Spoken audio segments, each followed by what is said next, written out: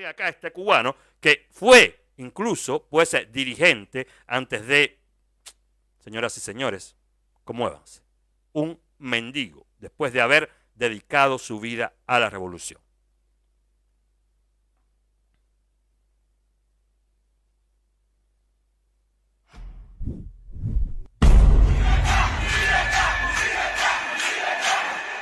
En este momento soy un desamparado. No tengo donde vivir, ni tengo nada de nada. Yo fui oficial de la Fuerza Armada, 14 años, llegué hasta el grado de capitán. Estudié en los Carmelitos, Santiago, Guantánamo. De ahí pasé para el colegio cadete, La Cabaña, el Morro Cabaña. Me gradué allí de técnico medio, lo que es mando táctico. Trabajé en la Fuerza Armada durante 14 años. Trabajé en Yerbe Guinea, la Escuela Provincial de la Mente de Yaterita, aquí en el Estado Mayor de Baracoa, para preparar los sargentos. Yo era el segundo jefe de la escuela. Aquí estaba la fábrica de Ron Juncker, ahí en la esquina de Campón. En la Fuerza Armada yo comencé principalmente lo que es mi temporada principal de alcoholismo. En los montes yo estaba intrincado, que trabajé con el general Pancho Cojones, Bernardo de Yatera, Carlos Lazo de Valdombre. Yo fui jefe de la compañía de Viento Frío, los Lazos. Uno metido en el monte ese, intrincado, que uno hacía, fumar y dárselo palos para aliviar las penas. Yo estuve también aquí en el club que dicen Asociación de Alcohólicos Anónimos y por una cerveza rompí otra vez. Después de eso volví paré por 1 año y medio, volví a recaí. Yo lo que soy un enfermo alcohólico. Yo tengo en el hospital el 15 en Guantánamo, yo tengo mi historia clínica, que yo he estado ingresado allí 3 veces. Estoy viviendo en la calle porque estoy desamparado, estoy en cuero. Mira, este mismo pullover que tengo, mira cómo está, mira. Amarillo, mira. ¿Lo ven? ¿Por qué? No tengo dónde bañarme. Paso trabajo para almorzar, comer. Ni necesidad, yo voy a la Loma del Castillo de madrugada y a veces vengo aquí al Pesquero Margot para alimentarme de la colita que yo cuido a veces por ahí. Lucho un dinerito, con eso me mantengo. Y no es que me como 2 comidas en el día, me como 1 para sostenerme, la de la tarde principalmente. Porque ahora mismo en estos momentos yo me acabo de comer un pan, una bolita de pan, que me regaló un compañero mío. Eso es lo que yo he ingerido hasta ahora en el día a día. Principalmente en estos momentos yo duermo donde está allí la dulcería, en la esquina de Campón, que está la dulcería y el banco, en ese parque que duermo. Cuando llueve, yo me traslado para el portal del banco, que tiene una matita así, que están podadas. Pero cuando la lluvia con viento, tengo que sentarme a pararme. No puedo dormir. Yo soy carpintero, electricista, albañil, plomero, y me siento apto para trabajar en lo que sea. Y no estoy trabajando en este momento, lo que he visitado varias empresas para buscar trabajo, y lo que dicen es que no hay plaza, que lo que están es reduciendo plantillas. La vivienda yo la perdí cuando se creó estaba en un terreno de la cooperativa. Yo no tenía posibilidad y recursos para mantenimiento. Yo tuve que salir por un problema que tuve. Yo no tenía propiedad del terreno ese. La cooperativa se volvió a apropiar del terreno y yo me quedé sin nada. Sábana, mi consuelo. Aquí tengo un poquito de ropa interior, mi libreta de comida, mi billetera, otro pulobrito para también sustituir este, más el abrigo para el caso de frío. Esta es mi mochila. Yo fui dirigente, y aquí los dirigentes les gusta siempre ensayarse con los familiares. Y yo lo que quiero es que con mi hijo no cogen nada. Esto soy yo, mi hijo con esto no tiene que ver nada. ¿Ya vieron? ¿Ya vieron? Un dirigente. Esta gente no cree en nadie. O sea que si usted cree que este código pues le avanzará algo en el proceso social, que le avanzará algo en la adquisición de los valores y de las libertades que le han sido extirpadas por la revolución misma, confíe. Confíe y ya usted verá cómo se verá cayendo como este señor que el pobre pues se confió alguna vez, se ve que no es un tipo malo, es como toda la gente de las bases políticas de los grandes movimientos. Sepa usted que existen las grandes doctrinas, existen los grandes partidos y existen las bases.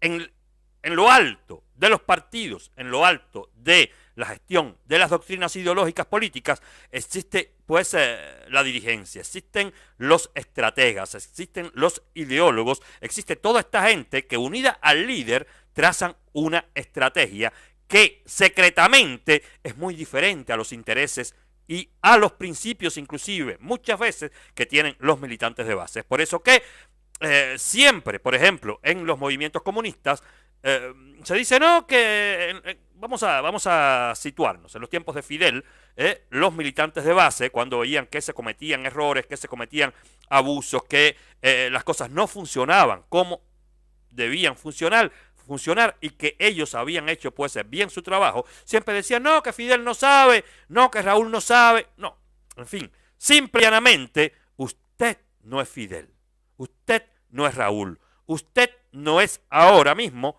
Canel, y usted no participa para nada de la estrategia que ellos para usted han creado. Usted es un militante de base, un creyente, como todos los creyentes en Jesucristo, en Mahomet, en Buda, en Zoroastro, en todos los profetas. El profeta es una cosa, los creyentes son otras.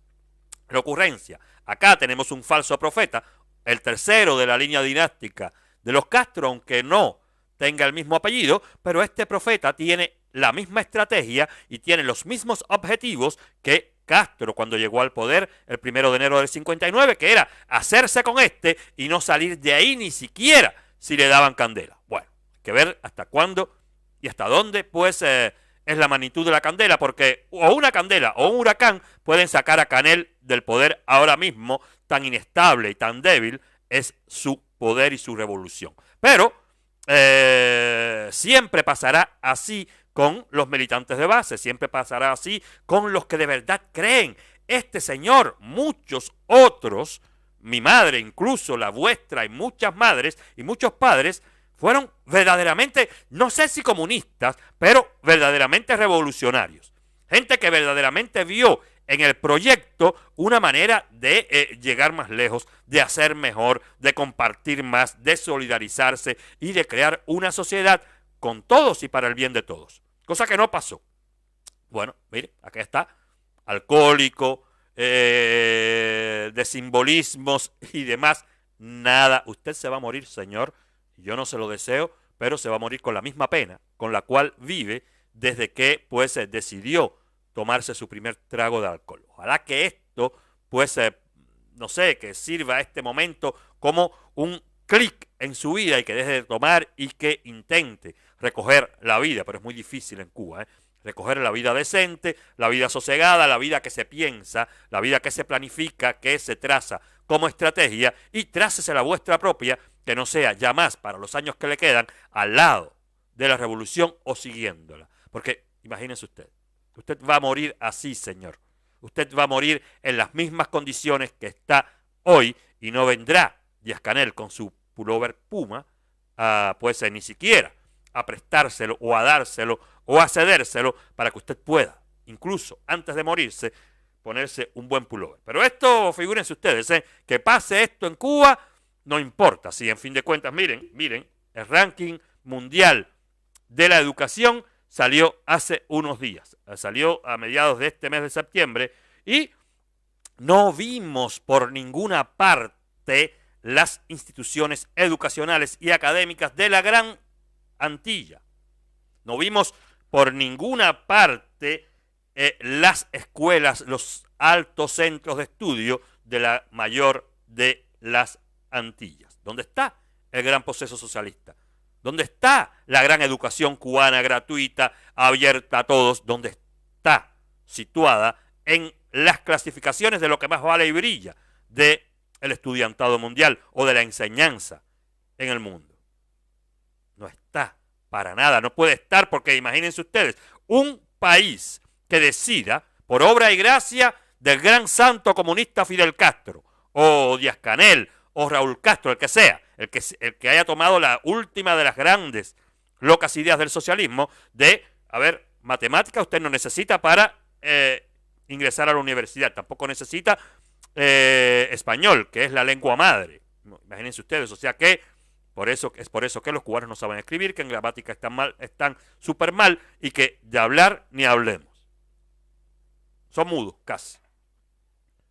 Pero quitaron matemática, quitaron cultura general, quitaron español de las materias necesarias para ingresar en los centros universitarios. Esto, unido al éxodo de los mejores profesores del país, esto, unido a la desidia del gobierno que ha acabado con el sistema educativo cubano, tanto con la parte teórica como con la parte material, que son las escuelas, las aulas, los medios que se deben tener en las escuelas, toda la educación cubana se cayó, es inexistente. Allí la gente va a la escuela a instruirse con lo poco que queda de profesorado. Deben quedar todavía en muchos lugares de Cuba profesores decentes, deben quedar todavía, porque esta es una profesión de corazón, personas amantes de la pedagogía y sobre todo con las capacidades, con las altas capacidades que se necesita para ser maestro, para ser profesor, deben quedar todavía en Cuba. O sea que puede que en ciertas localidades todavía usted tenga la suerte de salir bien instruido de la escuela, o de que su hijo, de que vuestro hijo, pues que reciba una buena enseñanza. Si no, olvídense de eso, porque acá, a ver por dónde anda, creo 78, un ranking de 78 países. Entre los primeros 78 países, y en el mundo hay simple y llanamente creo que 180 países, una cosa así, no está Cuba. En ninguna lista, en ninguna de las listas. Y acá usted ve que países supuestamente con menor economía que Cuba, con menor desarrollo que Cuba, están en esta lista, como muchos de los países africanos, por ejemplo. El primer lugar, bien entendido, los Estados Unidos, el Reino Unido, Alemania, Canadá y Francia en el número 5. Incluso acá en Francia, vieron ustedes, es el quinto país del mundo, hay mucha queja, hay mucha revuelta con esto de la educación y los padres no estamos del todo contentos, pero se pasa bien. No se puede decir que todavía la educación en Francia sea una educación que embrutezca como la cubana. Figúrense ustedes. No está en ninguna parte, o sea que ya de todas aquellas cosas que la revolución nos hacía creer que nosotros, que somos, que esto, que lo otro, y que nosotros incluso a veces no teníamos cómo responder a personas de otras latitudes que venían y nos decían, sí, pero espérate, porque la revolución esto, sí, porque la revolución lo otro, porque la educación en Cuba, mire, despídense, usted no vaya a Cuba, primeramente a hacer nada, y segundo, y sobre todas las cosas, no vaya a aprender, porque de aprender, discúlpeme, pero usted saldrá muy mal plantado y sobre todo mucho más embrutecido.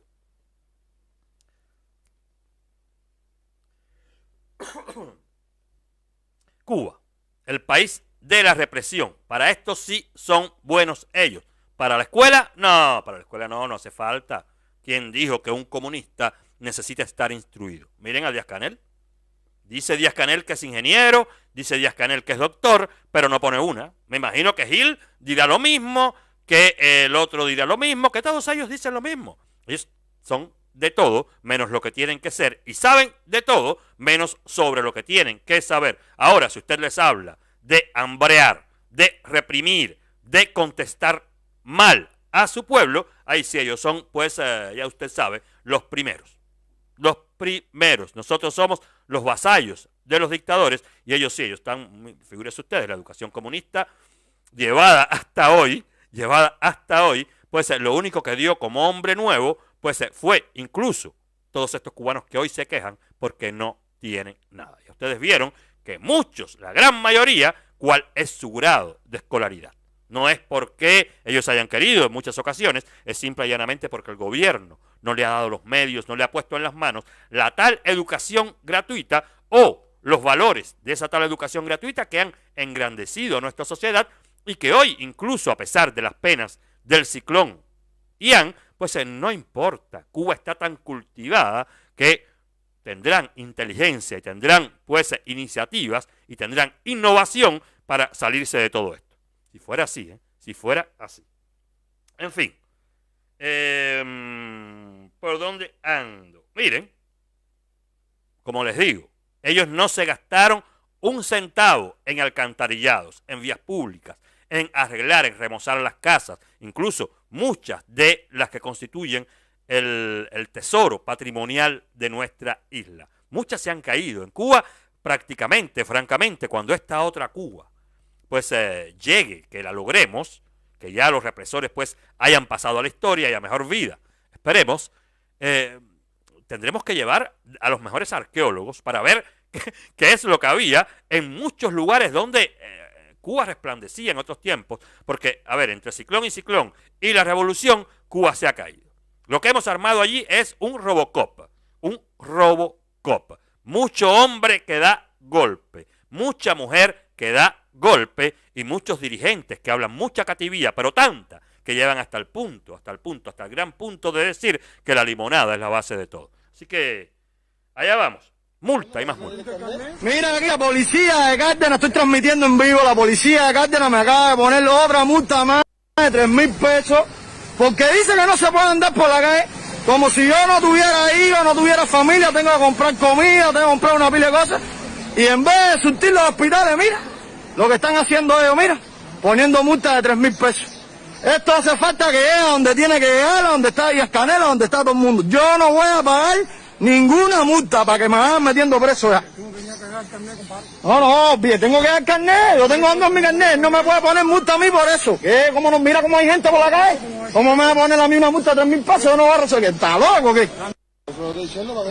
De manera arbitraria, completamente arbitraria, para que ustedes lo sepan, estas cosas son las cosas que viven los ciudadanos en el comunismo. Y esto es para que el gran mundo que nos está mirando ahora, que está mirando cómo los cubanos intentamos, a duras penas, muy mal, de manera muy difícil, casi imposible, quitarnos este germen de encima, este germen maligno de encima. Es casi imposible, puesto que han tejido un engranaje de poder que hoy pues está bien, bien aceitado.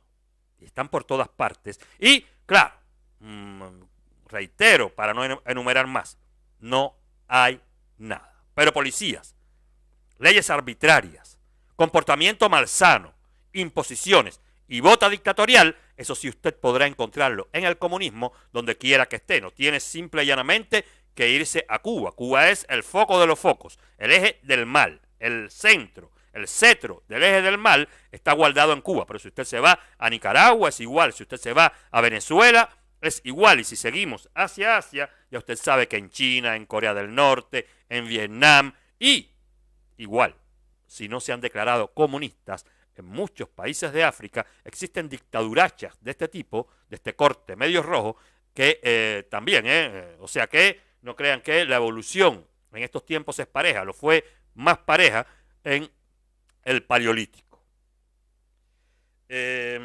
¿Por dónde ando? Miren, porque ya ustedes saben de lo que estábamos hablando hasta ahora. Presos, represores, malas condiciones carcelarias, todo esto es moneda común en Cuba y hace parte del diálogo de los cubanos, de casi todos, incluso de los que no son activistas políticos. Miren acá, porque todo lo que nos puedan contar es poco, resumido al lado de lo que nos cuentan los familiares de los presos políticos. Saben ustedes que no tenemos muchas noticias. La dictadura mantiene el hermetismo en cuanto a la condición de los presos políticos porque saben que allí, incluso en la cárcel, se respetan mucho menos los derechos humanos. Entonces, como no se respetan ni siquiera los derechos carcelarios, pues no sabemos. Pero llega un día en el cual pues una madre se decide hablar, se decide a contar, y acá pues percibimos, dicho por ella misma, como pues incluso después de tenerlos presos, después de tenerlos ahí sumidos en una cárcel injustificadamente, engañan incluso a sus familiares, le mienten incluso a sus condiciones, en cuanto a su salud, en cuanto a todo. Miren a esta madre cubana cómo denuncia pues el engaño al cual son sometidos o son sometidas las madres y los familiares de los presos políticos por parte de la dictadura.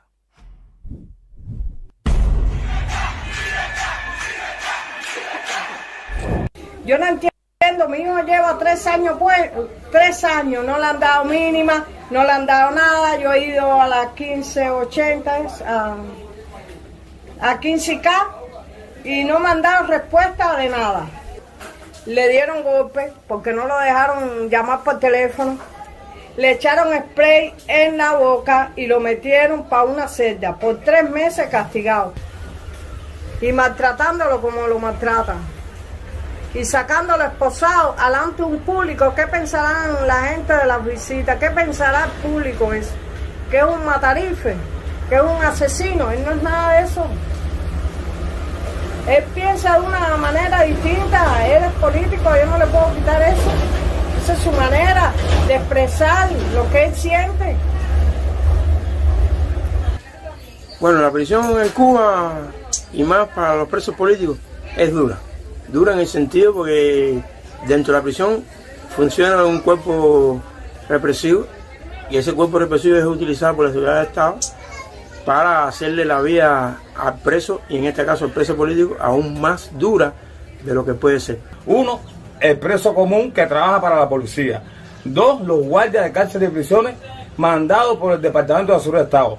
Y como tal, los represores de la Seguridad del Estado, que toda la semana, todos los días, están constantemente ahí en la represión en cuanto a tu actitud, mirando a ver y llevándote un seguimiento en la prisión para ver de qué forma pueden torturarte, cómo pueden asfixiarte, para que tú cedas a ese sistema represor y a esas leyes arbitrarias que ellos tienen en cárceles y prisiones, para que tú salgas de tu, ¿cómo se llama?, de tu postura política. En una celda 3 meses con un riñón y enfermo. Y los medicamentos, ¿dónde están los medicamentos que hay que darle a mi hijo? ¿Dónde están? ¿Qué parece de la prisión? Después dicen que aquí tratan bien a los presos. No, a los presos aquí no se le tratan bien. A los presos parece que son perros para ellos. El de la seguridad no hace nada, está ahí por gusto. ¿Hasta cuándo va a ser el negocio eso de ellos en la prisión? No se hace nada, no se toma ninguna medida. Cuando tus familiares son capaces de llevarte algún medicamento allí, ellos te controlan tus medicamentos. ¿Qué demuestra esto? Que tú no sabes qué es lo que tú estás tomando.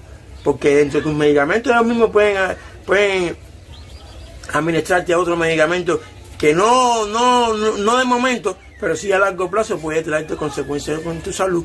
Una vez más que otra te dan una pastilla, un ejemplo, para un dolor de cabeza, pero olvídate de un dolor de muela, olvídate de un medicamento de enfermedades crónicas. Para nosotros no existe ese tipo de privilegios. Para esos presos que trabajan con la dictadura, que son polipresos, que están ahí, que le hacen el juego a la dictadura, que para atropellar a esos mismos presos políticos, para incluso golpearlos. Sí, para esos presos sí hay privilegios, hay pases, hay estímulos. ¿Me entiendes? Hay pabellones de estímulos, pero nosotros, la atención médica para nosotros los opositores es nula, no existe. ¿Por qué piensa diferente? Y tienes idea política, por eso me lo maltratan tanto en la prisión, por eso me lo tienen apartado de todo el mundo. Recibe la información de CubaNet en tu celular a través de WhatsApp. Envíanos un mensaje con la palabra ¿Ya vieron, no? Cuba al teléfono. ¿Ya vieron? Esto es Cuba. Esto es Cuba. País donde no se respeta nada. Entonces, francamente, porque estaba leyendo ahora, estaba buscando a ver si había algo nuevo sobre el huracán. No veo nada, pero lo que sí veo todavía en las redes están las clarias, pues se sueltas. Ustedes saben, siempre los recomiendo. La dictadura está más en Twitter que en las demás redes. Váyase a Twitter, búsquelos en Twitter y es desde allí, desde esa red social, que usted tiene que combatirlos a ellos. Es allí donde más le duele, porque al no ser Twitter una red muy familiar, usted puede dejarle todos los mensajes que ellos prácticamente no le hacen caso a todo esto. Bien entendido. Ellos miden la magnitud de la negativa o de la antipatía que sentimos por ellos, pero es una red en la cual pues es muy volátil. La información pasa y pasa, y usted no tiene necesidad como en redes como Facebook, bueno, de ser tan familiar, y también en redes como Facebook la información no es tomada a su verdadero, pues a su verdadera magnitud, a su verdadero valor. Es en Twitter donde la información pues es más seguida, es más fluida y sobre todo es más comprensible. Entonces váyase a Twitter y combata la dictadura en Twitter, porque a esta misma hora, ahora mismo, pues están todas las clarias, pues ya usted sabe, no sé qué les habrán dado, quizás un Red Bull, no sé, sangre de toro, pero en todos casos están todas... a ver, yo les voy a explicar. Ian llegó anoche, para que ustedes sepan. Cuba estaba así. Cuba estaba así, pero... a ver, no vamos a decir que desde el 1 de enero de 1959, porque, a ver, Fidel recogió una gran Cuba de manos de Batista. Quizás ya en los años 70 aquello comenzó a caer. Bueno, esta Cuba de hoy, pues es el resultado de aquel preludio que tuvimos en los años 70, cuando comenzaron los apagones, cuando comenzaron los derrumbes, cuando comenzó el hambre, cuando comenzó la dependencia cubana al gigante ruso, y que terminó, bien entendido, cuando terminó la dependencia cubana del gigante ruso, para que Cuba se quedara sin nada y luego pues encontrara una teta en Venezuela. Después de esto, más nada. Entonces, esta es la Cuba que Ian encontró. Una Cuba destruida, una Cuba sumida, una Cuba caotizada, una Cuba en ruinas, y una Cuba de la parte de los que allí viven con muy pocos deseos de seguir viviendo allí. En fin,